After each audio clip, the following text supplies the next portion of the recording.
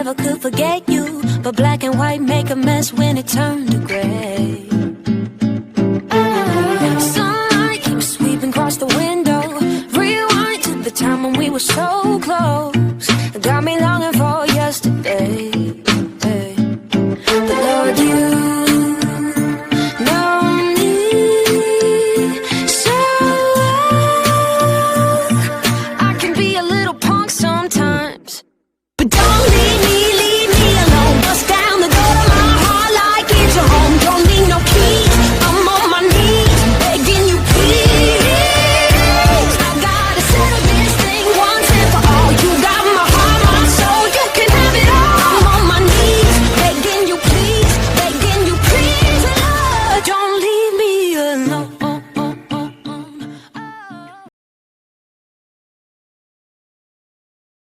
Halo, selamat siang. Assalamualaikum. Perkenalkan, nama saya Apoteker Extraordinary Bulan FPAM. Saya dosen di program studi farmasi di STIPES Papua. Di sini saya mengampu beberapa mata kuliah, diantaranya adalah mata kuliah farmakoterapi dengan bobot SKS adalah 2. Capaian pembelajaran pada mata kuliah farmakoterapi adalah mampu menguasai dan memahami terkait penerapan terapi rasional pada berbagai kasus penyakit. Contohnya adalah diabetes mellitus, hipertensi, gagal ginjal, PPOK, asma, dan lain sebagainya. Pembelajaran pada mata kuliah farmakoterapi adalah diskusi dan ceramah. Penilaian untuk aspek nilainya ada beberapa aspek yang dinilai, yaitu yang pertama adalah kehadiran, itu dengan bobot 10%. Yang kedua adalah tugas kelompok ataupun tugas individu dengan bobot penilaian adalah 40%, serta UTS dan UAS masing-masing bobot penilaiannya adalah 25%. Dan perkenalan singkat terkait mata kuliah farmakoterapi. Atas perhatiannya saya ucapkan terima kasih.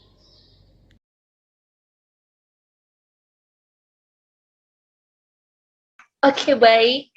Minggu ini pertemuan kali ini kita akan bahas terkait Parkinson. Seperti kesepakatan kita di minggu kemarin, bahwa hari ini kita akan melanjutkan materi. Jika adik-adik sekalian ingin bertanya terkait materi yang disampaikan oleh Ibu, jangan sungkan-sungkan untuk langsung bertanya di akhir penjelasannya Ibu terkait materi Parkinson. Oke, baik, kita akan mulai.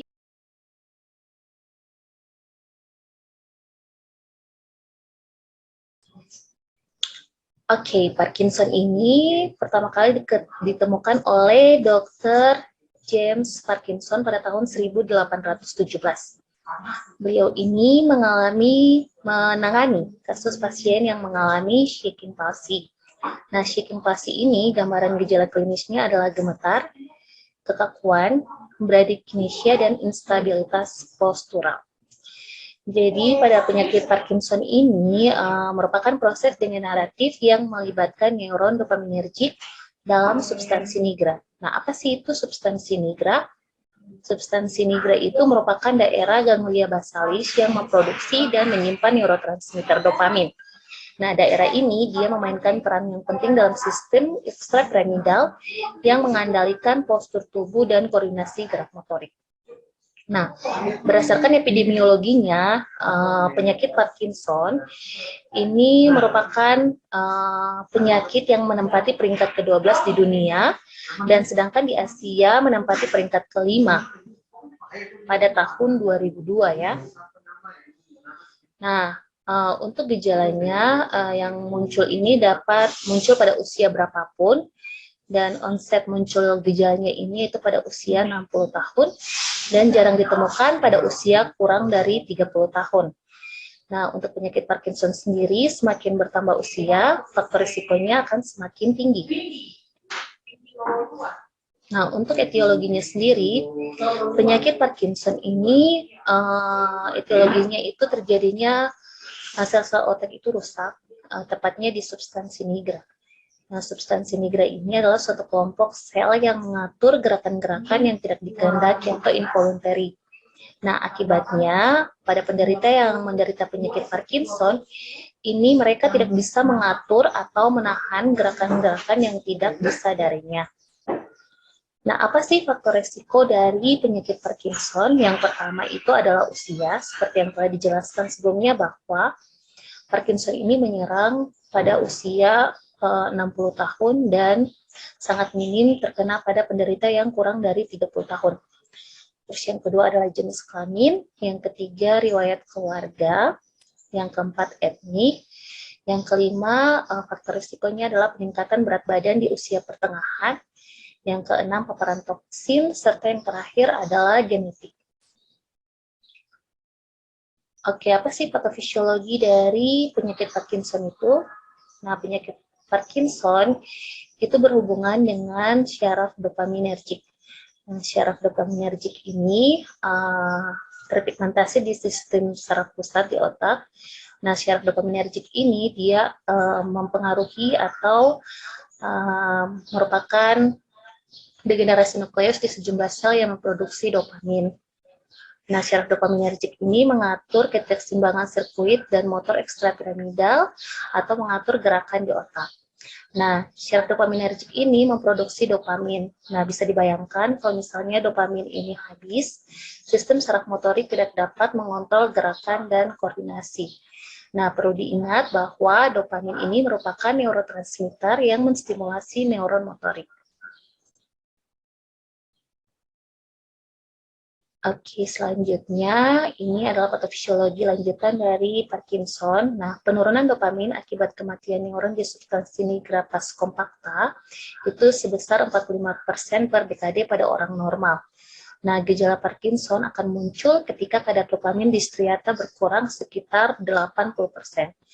Nah, pada penyakit Parkinson ini ada beberapa kejadian ketidakseimbangan di korteks dan hipotalamus yang melibatkan asetilkolin, norepinefrin, glutamat, dan 5-HT. Nah, asetilkolin pada pasien Parkinson ini itu merupakan transmitter pemicu syaraf striatal yang memicu pelepasan GABA, di mana dopamin dilepaskan dan menghambat syaraf GABAergic. Nah, bisa dibayangkan jika dopamin berkurang, maka aktivitas kolinergik akan bertambah. Nah, untuk pasien Parkinson sendiri, tanda utamanya adalah adanya Lewy bodies di substansi nigra. Nah, Lewy bodies ini adalah adanya protein di substansi nigra. Nah, ini adik-adik bisa melihat bahwa penampang melintang dari substansi nigra. Yang di sebelah kiri ini adalah substansi nigra pada pasien-pasien yang memiliki penyakit Parkinson atau yang terkena Parkinson. Itu bisa dilihat ada perbedaan pada substansi nigranya, sedangkan yang di sebelah kanan adalah penampang melintang dari substansi nigra pada orang normal. Nah, bisa dilihat bahwa terdapat Lewy bodies atau eosinofil yang terkurung di substansi nigra. Itu merupakan tanda utama pada pasien-pasien yang memiliki atau yang terkena Parkinson disease. Oke, apa sih manifestasi klinik dari Parkinson? Nah, untuk manifestasi kliniknya ada dua, yaitu ada Parkinson primer dan Parkinson sekunder. Kalau Parkinson primer ini etiologinya belum diketahui, sedangkan untuk Parkinson sekunder ini itu dapat disebabkan karena adanya penyakit atau infeksi lain seperti tuberkulosis, sifilis meningovaskuler, tetrabinasin, drug induced, misalnya golongan penetiasin, reserpin, dan lain sebagainya. Oke, untuk gejala klinisnya pada pasien Parkinson itu tanda utamanya adalah tremor. Itu terjadi pada saat istirahat dengan tingkat keparahan yang stabil. Terus pasiennya itu mengalami kekakuan atau rigiditas, di mana gerakan putar siku dan pergelangan tangan berkurang dengan ekspresi wajah yang kaku.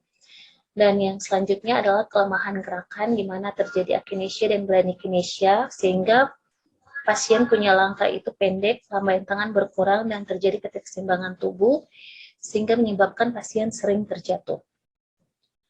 Nah, ini bisa dilihat adik-adik sekalian, gejala motorik dan gejala otonom dan sensorik dari pasien-pasien yang mengidap penyakit Parkinson. Di mana untuk gejala motoriknya itu terjadi penurunan keterampilan manual, ayunan lengan berkurang, terus kesulitan bicara, perubahan postural.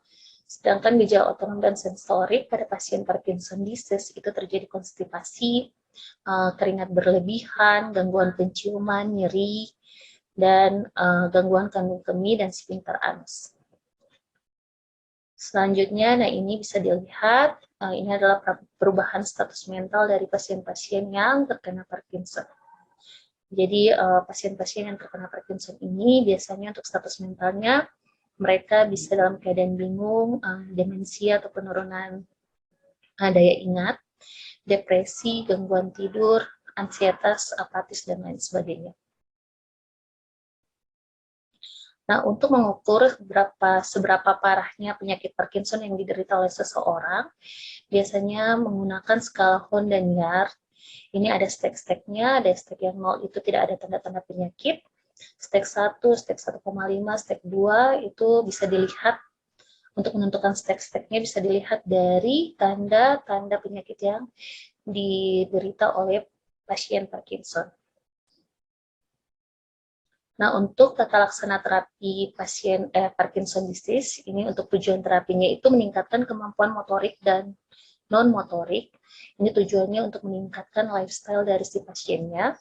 Terus untuk sasaran terapinya itu untuk menyeimbangkan neurotransmitter seperti yang tadi penjelasannya bahwa pada pasien Parkinson itu terjadi ketidakseimbangan neurotransmitter di otak.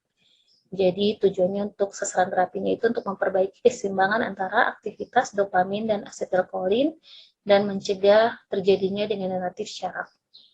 Nah, untuk prinsip umum terapi dari pasien Parkinson itu adalah titrasi dosis dan jika perlu dilakukan pemberhentian terapi bertahap.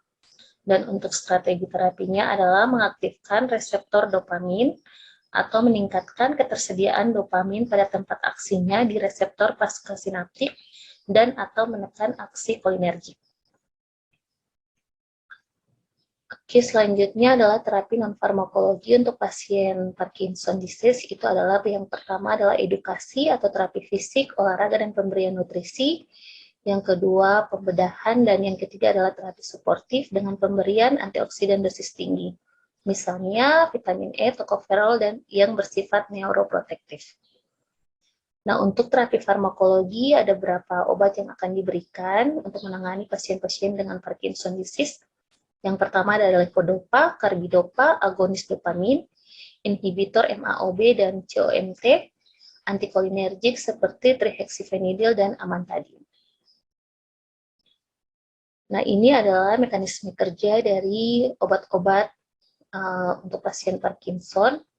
Ini kalau untuk levodopa itu adalah prekursor dopa, ini mekanisme kerjanya adalah menghambat metabolisme perifer oleodopa dekarboksilase. Terus kalau untuk yang brokriptin lisurib itu merupakan agonis D2. Terus bromhexolromidinol adalah agonis D2 dan D3. Terus untuk obat-obat seperti benzotropin dan trihexyphenidyl ini adalah obat-obat dengan aktivitas menekan kolinergik. Nah, ini adalah algoritma tata laksana terapi Parkinson tahap awal. Teman-teman bisa lihat untuk algoritmanya. Ini untuk pasien Parkinson disease dengan tahap awal. Ini kalau yang di sebelah kiri ini yang tanpa pengobatan.